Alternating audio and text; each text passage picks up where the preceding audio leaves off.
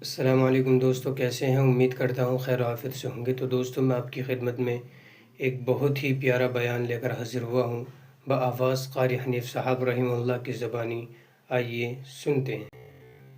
سیدنا آدم علیہ السلام کو اللہ پاک نے جنت میں داخلہ عطا فرمایا، جنت میں عمر بسر ہوئی، جنت الفردوس میں رہتے تھے آدم علیہ السلام۔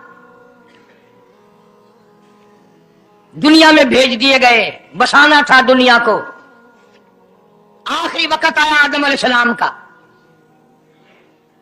حضرت شیش علیہ السلام بیٹے ہیں آدم علیہ السلام کے۔ آخری وقت میں حضرت آدم علیہ السلام نے ان کو بلایا اور فرمایا، میری بیٹی، میری ایک وصیت قبول کر، میری ایک وصیت سن، میری آخری بات سن۔ جی ابا فرماؤ۔ فرمایا، جب بھی کوئی مشکل وقت آئے، جب بھی کوئی مصیبت آئے، جب بھی کوئی پریشانی آئے، اللہ پاک سے مانگنا، اس کے دربار میں جھولی پھیلانا، اس کے سامنے دامن پھیلانا، اس کے دروازے پہ گدا گری کرنا، اس کے دروازے پہ اپنے سر کو جھکانا، اور جب کوئی مصیبت آئے دعا مانگنا اس مالک کے کائنات سے۔ لیکن دعا سے پہلے محمد کریم صلی اللہ علیہ وسلم کی ذات پاک پہ درود پاک پڑھنا۔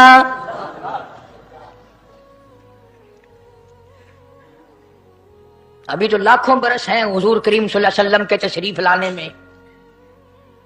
حضرت شیش علیہ السلام نے فوراً پوچھا، میرے ابا ابو البشر آپ ہیں، انسانیت کے ابا آپ ہیں، سارے جہان کے سردار آپ ہیں، اللہ پاک نے انسانیت کا سلسلہ آپ سے شروع فرمایا، یہ درود پاک کس کے نام پہ پڑھوا رہے ہو؟ یہ کون ہے؟ فرمایا، بیٹا میں جنت میں رہ کے آیا، بڑا وقت گزار کے آیا، میں نے جنت میں رہائش رکھی، میں نے جنت میں سونے چاندی کی اینٹوں پہ، سرخ یاقوت کے مکانوں کے دروازوں پہ، اور سبز یاقوت کے مکانوں پہ، اور مشک و عنبر زعفران کے بنے ہوئے محلات کے دروازوں پہ، اور جنت کی ایک ایک نہر پہ، اور جنت کے درختوں کے ایک ایک پتے پہ میں نے کالی کملی والے کا نام دیکھا ہے صلی اللہ علیہ وسلم۔ اس لیے میں نے کہا ہے کہ درود پاک پڑھنا،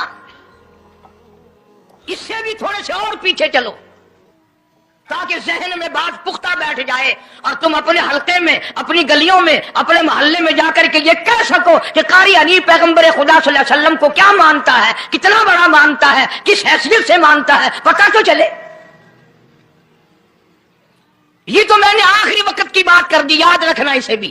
اور پیچھے چلو، جناب آدم علیہ السلام ہیں تو جنت میں، لیکن اکیلے ہیں، اکیلے ہیں۔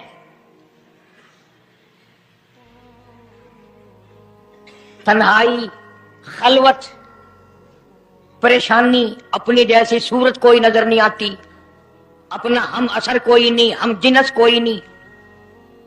تجربہ کر لو، کوئی بہت عالیشان محل، ایئر کنڈیشن، بڑے بڑے فانوس اور بڑا بڑا سب کچھ بنا کر ایک آدمی کو اندر بٹھا کے باہر سے بند کر دو، ایک دن میں گھبرا جائے گا، بلکہ ایک گھنٹے میں ہی، کہ میں کدھر جاؤں، کیا کروں پنکھوں کو، کیا کروں ایئر کنڈیشن کو، کیا کروں خوبصورتی کو، میں تو یہاں اکیلا ہوں۔ تو آدم علیہ السلام کو جب اکیلے کو وحشت ہوئی، خلوت میں پریشانی ہوئی، اکیلا پن محسوس کیا، اللہ پاک نے جوڑا، کیا دوں؟ اب آ گئی، چونکہ آپ ساری انسانیت کے ابا ہیں اور یہ سارے جہان کے انسانوں آدمیوں کی اماں ہے، اس کا حق مہر یہ ہے، یہاں کھڑے کھڑے، یہاں بیٹھے بیٹھے میرے محبوب کریم حضرت محمد الرسول اللہ صلی اللہ علیہ وسلم کی ذات گرامی پہ 20 مرتبہ درود پاک پڑھو، حق مہر ادا ہو جائے گا۔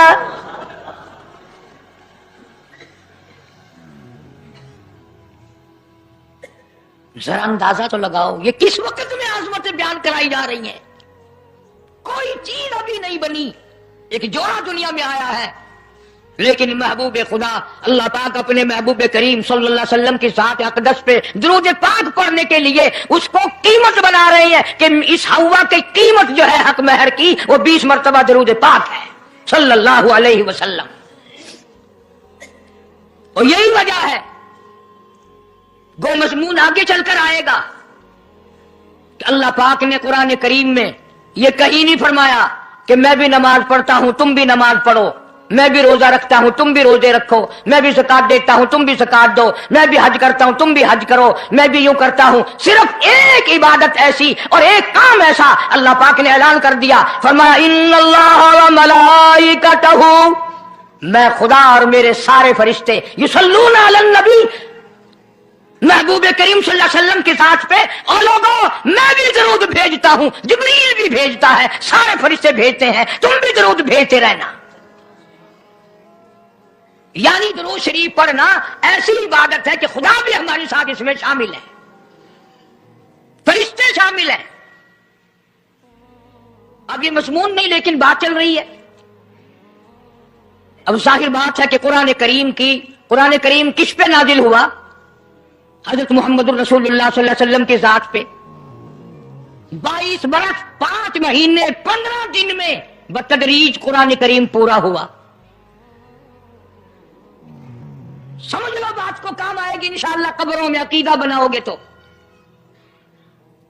قرآن کریم کی جب آیت اترتی تھی، نازل ہوتی تھی، اور حضور کریم صلی اللہ علیہ وسلم صحابہ کو سناتے تھے، بتاتے تھے، تو صحابہ کرام اس آیت کی تفسیر بھی پوچھتے تھے کہ اس آیت کا مطلب کیا ہے، کیوں انہوں نے عمل کرنا تھا۔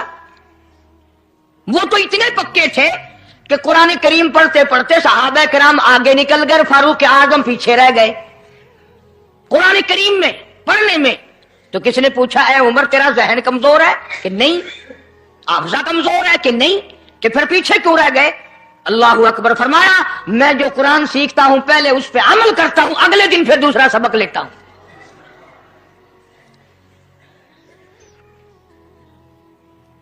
نماز کی آیت آئی تو صحابہ کرام کو حضور کریم صلی اللہ علیہ وسلم نے نماز پڑھا کے دکھایا کہ رکوع یوں کرنا۔ اب قرآن میں جو ہے ورکعوا رکوع کرو، اگر حضور صلی اللہ علیہ وسلم رکوع کر کے نہ دکھلاتے تو کیا پتا چلتا کہ رکوع کسے کہتے ہیں اور کس طرح ہو؟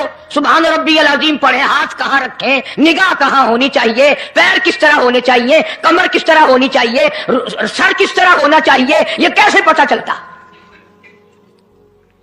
اسی لیے قرآن نے کہا واسجدوا، سجدہ کرو۔ حضور کریم صلی اللہ علیہ وسلم نے سجدہ کر کے دکھلایا، گھٹنے کہاں رکھو، کونیاں کیسے رکھو، ہاتھ کہاں رکھو، ناک کیسے رکھو، ماتھا کیسے رکھو، یہ سب کچھ کر کے دکھایا۔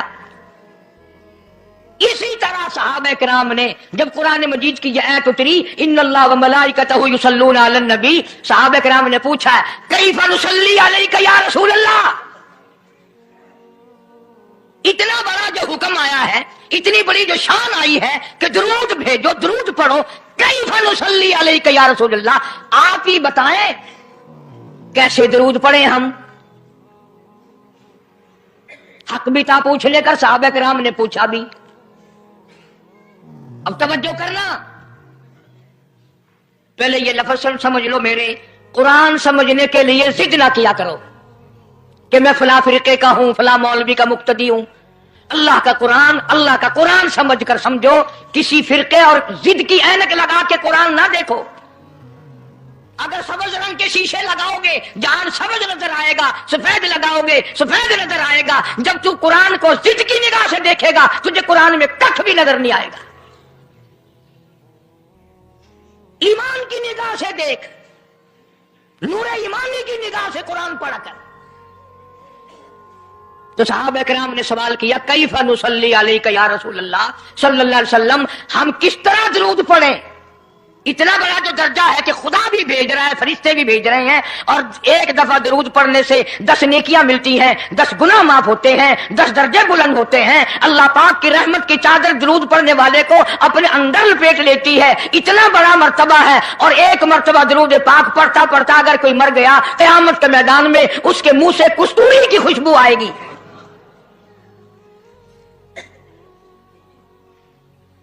اتنے بڑے ثواب کی چیز، اتنے بڑے درجے کی چیز خود سکھاؤ، خود بتاؤ کیسے ہے۔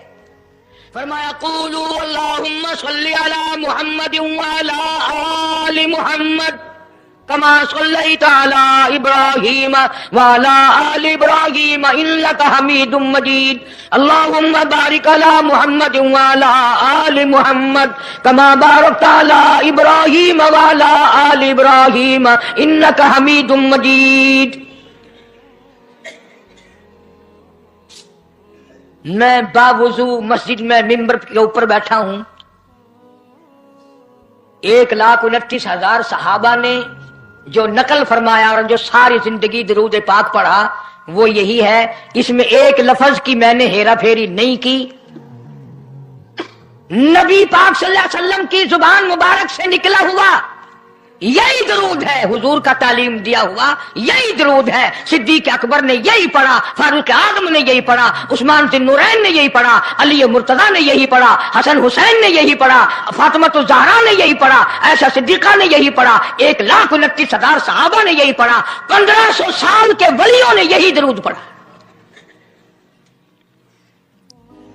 اب ظاہر بات ہے جو ثواب اس درود کا ہو سکتا ہے وہ اور کتنا ہی عقیدت سے بنایا گیا ہو اس کا وہ ثواب ہو ہی نہیں سکتا, کیونکہ اصل برکت ہے نبی کے لفظوں میں, اور یہ نبی پاک صلی اللہ علیہ وسلم نے صحابہ کرام کو خود سکھایا. اب یہ جتنے بھی درود بنائے ہوئے ہیں, لکھی ہو, کروڑی ہو, تاج ہو, یہ اذان سے پہلے والا ہو, بعد والا ہو, کوئی بھی ہو, یہ عقیدت ہو تو ہو, لیکن نبی کی تعلیم کردہ سلام درود نہیں, صحابہ کرام کا پڑھا ہوا نہیں. تمہارا کیا ہے؟ تم تو اتنی تفصیل سننے کے بعد بھی کہہ دو گے ہاں تم نے تو یوں کہنا ہی ہے, تم جو بندی جو ہوئے. واہ بھائی واہ, کمال ہے. کئی لوگ کہتے ہیں ہے تو قاری حنیف رسول کریم صلی اللہ علیہ وسلم کا عاشق, بڑی سیرت بیان کرتا ہے, پر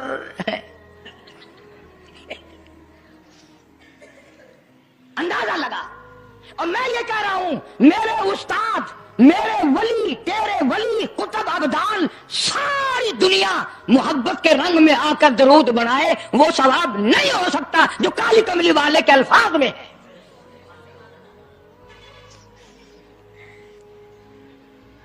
اس کی ایک موٹی نشانی میں آپ کو بتا دوں. یہی وجہ ہے کہ 1500 سال 15ویں صدی چل رہی ہے, نماز میں یہی درود پڑھا جاتا ہے. سلام پھیرنے کے بعد تو لاؤڈ اسپیکر پہ کھڑے ہو کر کچھ اور آتا ہے نا. نماز میں ہیرا پھیری ابھی نہیں آئی. نماز میں یہی درود, پوری امت یہی درود پڑھتی ہے. جو بندی ہوں, بریلوی ہوں, اہل حدیث ہوں, کوئی بھی ہوں, جو نبی پاک صلی اللہ علیہ وسلم کے طریقے پہ نماز پڑھنے والے ہیں وہ نماز میں یہی درود پڑھتے ہیں. اس کے اچھا ہونے کی یہ دلیل ہے کہ سارے عملوں میں اچھا عمل نماز, اور نماز میں اچھا عمل یہ درود پاک. اب تو سمجھ میں آئی ہوگی کوئی بات کہ نماز بڑا اچھا عمل ہے اللہ کے نزدیک, اور نماز میں یہ درود پڑھا جاتا ہے. ایک دلیل اور سن لو. اللہ پاک جل شانہ نے نیت بندھوائی ہے, یوں فرمایا یوں کانوں تک ہاتھ لے جاؤ, اللہ اکبر. کیا مطلب؟